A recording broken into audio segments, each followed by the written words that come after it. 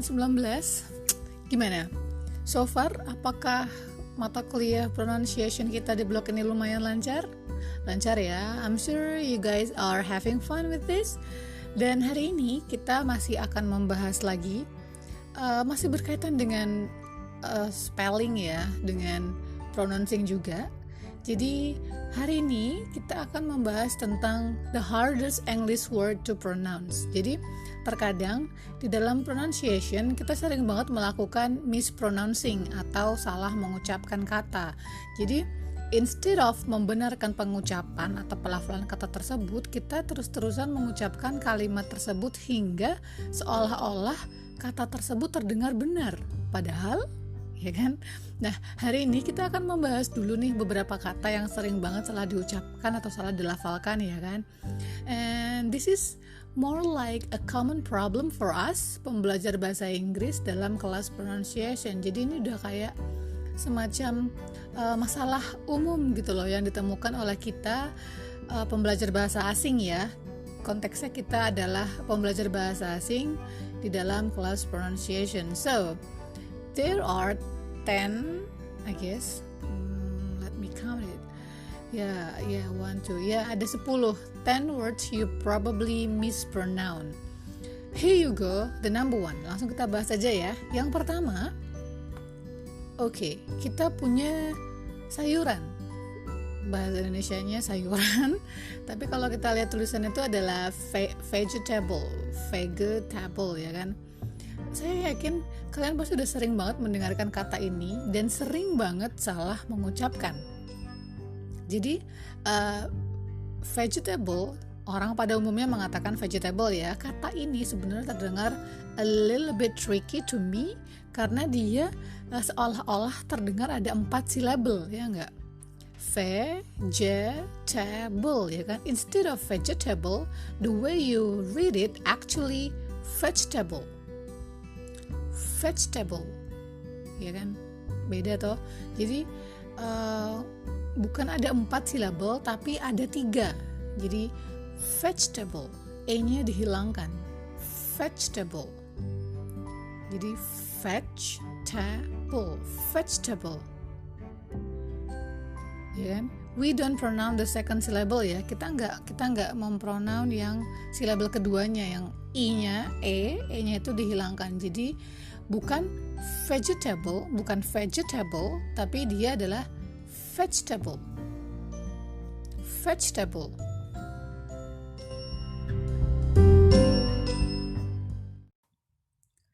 Lanjut yang kedua ya. Jadi kita punya kata kedua yang hampir mirip dengan kata pertama, yaitu comfortable, nyaman.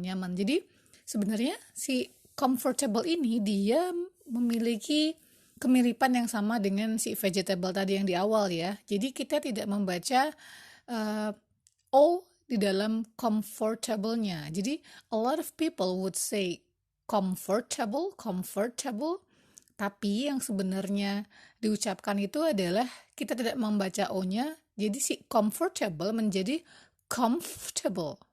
Ya kan? Sampai muncrat kan? Comfortable.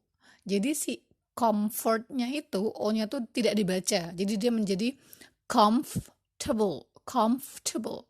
You look very comfortable this afternoon.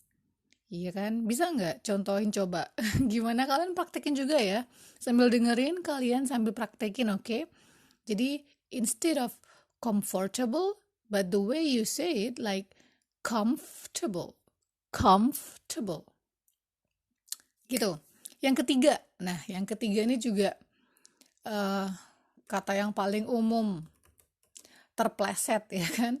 Jadi kalau yang ketiga itu kita punya almond, kacang almond.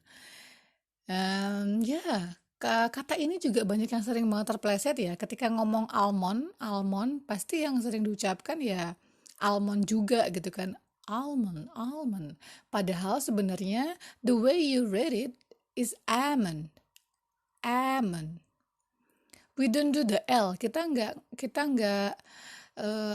tidak membaca L-nya because the L is silent. Jadi it's not almond or almond, tapi almond. I'm going to make an almond cake for dessert. Ya kan? Almond. Bukan almond loh ya. Bukan almond, tapi dia harusnya dibaca almond. The L is silent. Well, actually there are a lot of other English words. Ada banyak kata bahasa Inggris lainnya yang mempunyai the silent letter L, ya kan? Jadi L-nya itu tidak dibaca, kita nyebutnya sebagai silent L. Jadi words like walk, ya kan? Jalan, ketika kalian ngomong jalan pasti sering ngomongnya adalah walk.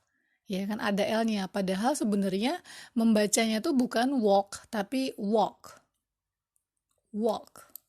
It's not walk, but it's a walk. Terus ada lagi salmon. Salmon juga sering salah di mispronouncing ya. Jadi salmon, no, it's not salmon, tapi dia adalah salmon. The L is gone, L-nya tuh hilang. Terus ada lagi would, I would. Jadi kalian sering baca L-nya itu kan di dalam would, tapi harusnya membacanya bukan would tapi would. I would like to, ya kan? L-nya is gone. Remember, the L is silent. Kemudian ada lagi ngomong, berbicara, talk, ya kan? Kalian sering, saya yakin banget pasti kalian sering ngomong tentang si talk, ada L-nya. Padahal L-nya nggak dibaca, it's a talk. I talk to siapa, misalkan I talk to Salsa, I talk to Sima. Jadi kayak gitu ya, L-nya nggak dibaca. Terus ada lagi yang satu ini yang paling sering di mispronouncing adalah kata half, separuh. Half, H-A-L-F, half. Instead of half, itu L-nya juga masih dihilangin ya. Kita nggak membacanya sebagai half, tapi half.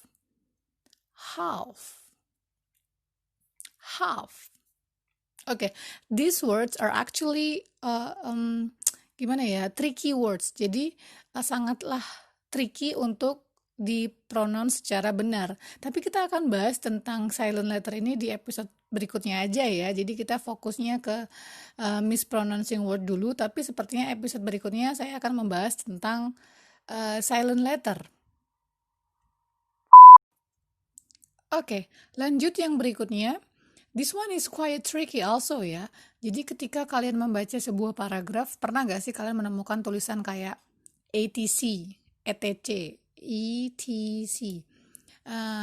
Ya kan? Pasti pernah. Jadi ketika membaca sebuah paragraf ataupun sebuah yang sering kalian temukan tuh pasti di dalam sebuah bacaan ya, itu adalah huruf E, T, sama C. Now, how on earth am I going to say that? Jadi banyak yang bingung, gimana cara ngomongnya si ETC ini, ya kan? Beberapa ada yang bilang etc. atau ATC, cukup simple dengan ATC aja, tapi cara membacanya itu adalah etc. Jadi bukan etc., tapi dia etc. Jadi etc. Jadi misalkan dalam kalimatnya, jadi tuh kayak etc. tuh kayak dan lain-lain, kayak DLL, DKK, DSBG gitu loh, paham kan ya? Jadi pembaca itu sering pada bingung, ini cara bacanya gimana, Miss? Ya cara bacanya tuh ya ETC, atau kalau mau disingkat bisa ngomong pakai ETC ya, cuman lebih enak lagi kalau misalkan dipanjangin. Jadi kayak not only ETC but etc.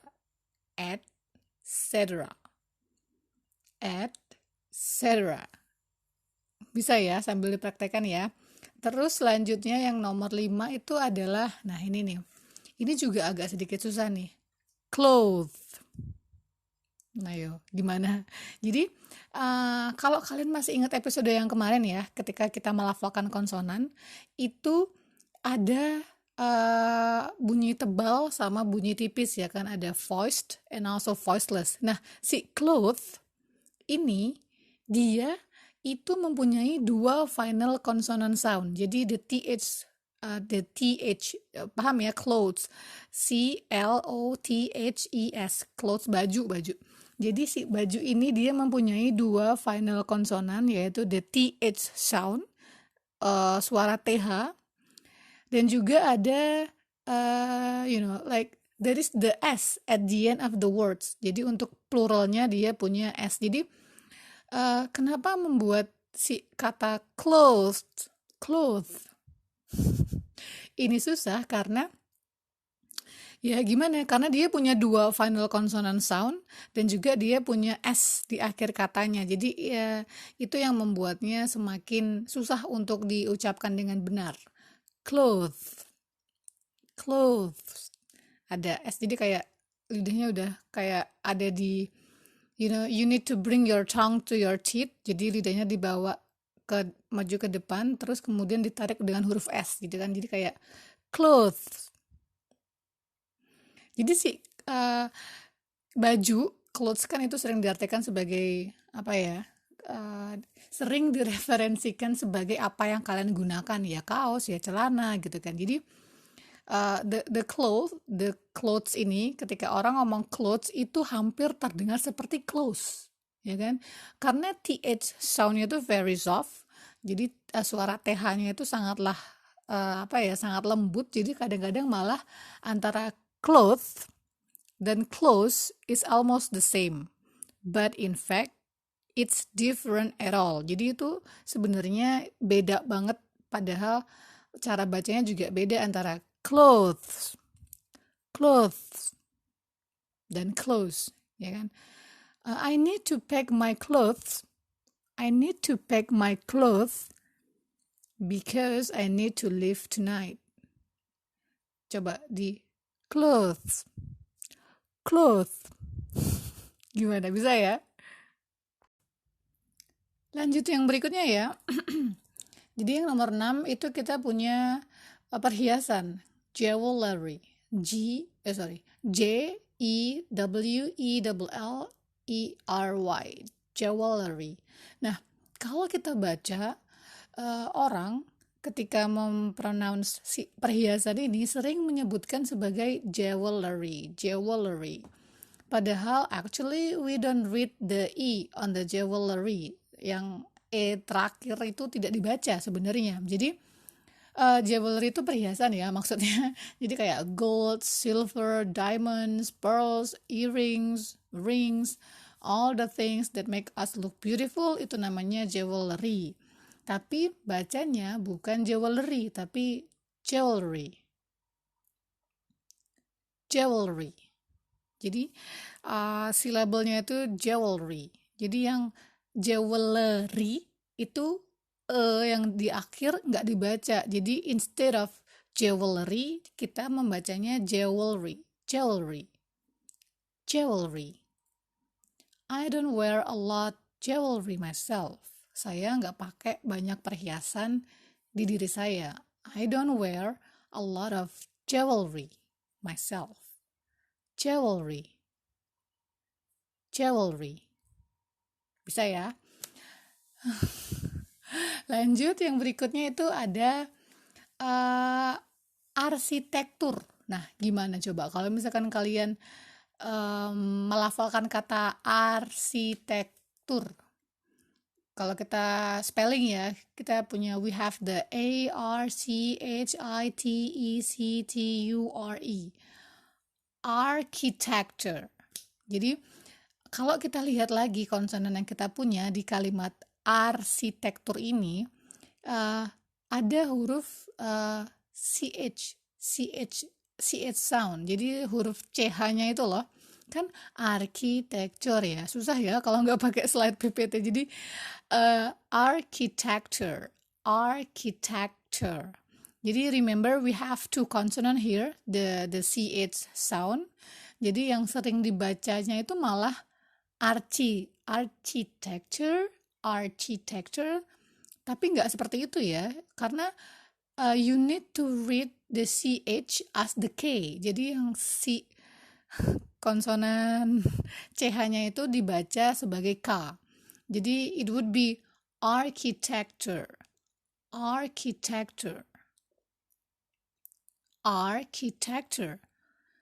My father is an architect. My father is an architect. Gitu ya. Dibacanya sebagai K, bukan sebagai C. Jadi bukan architecture, tapi architecture. Architect. My father is an architect. My father is an architect. Well, actually, there are also quite a few other English words with the CH sound. Jadi, ada banyak juga sih beberapa kata dalam bahasa Inggris yang menggunakan konsonan CH gitu dalam katanya. Jadi, contohnya tuh misalkan stomach, ya kan? Stomach, perut. Kalian tidak membacanya bukan sebagai stomach atau mungkin stomes, no. You don't read the CH as the C or the S, tapi harus dibaca sebagai K. Stomach. Stomach. Stomach. Nomor 8 itu kita punya enthusiastic. Enthusiastic. Enthusiastic. Jadi antusias maksudnya. Jadi kalau misalkan kalian membaca enthusiastic, itu agak sedikit kesusahan ya, karena remember you guys have like two consonant th sound dalam enthusiastic. Enthusiastic itu ada suara th-nya, enthusiastic. Okay, so let's break down the syllable first. Yang pertama tuh kita punya n. Terus yang kedua, yang susahnya, yang th konsonannya itu adalah thu, ya kan? You need to bring your tongue down to your teeth. Jadi lidahnya ditarik ke depan gigi, like thu. The tongue must come out from the middle of your teeth ya. Jadi lidah kalian itu harus keluar di tengah-tengah gigi. Thu. Coba praktekin dulu. Enthusiastic. Enthusiastic. Jadi bukan enthusiastic, tapi ada th soundnya menjadi enthusiastic. Enthu. Ya kan? Lidahnya pasti keluar toh di tengah-tengah gigi gitu loh. Enthusiastic. Lanjut yang nomor 9 itu adalah ada 3 kata yang terdengar sama tapi sebenarnya beda. Jadi ada word kata ya, and then we have world dunia,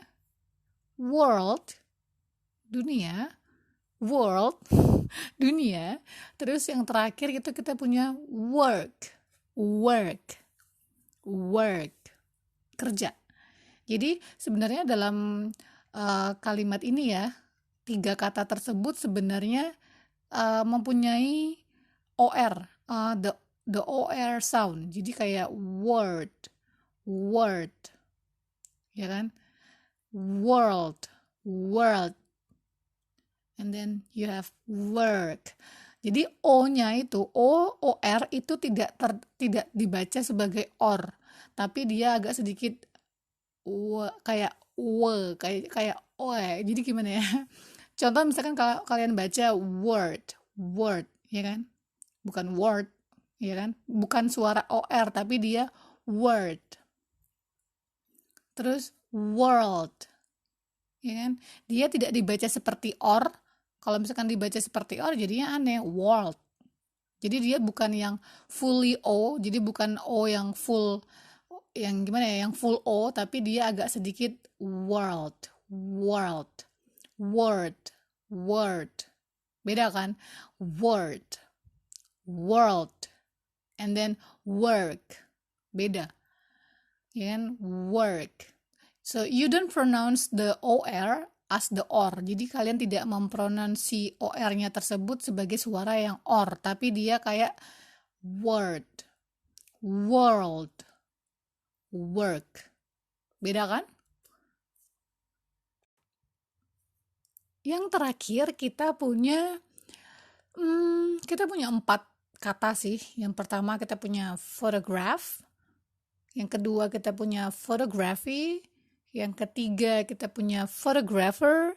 And the last one we have photographic. Nah, bagaimana cara membedakan keempat kata tersebut gitu loh. Karena if you remember about stress syllable, ya kan, jadi ada beberapa syllable itu dia mempunyai tekanan. Jadi stress syllable itulah yang sering membuat sebuah kata terdengar jelas dan juga kuat. Nah, contohnya misalkan gini nih, kita ambil contoh yang pertama adalah photograph. Photograph.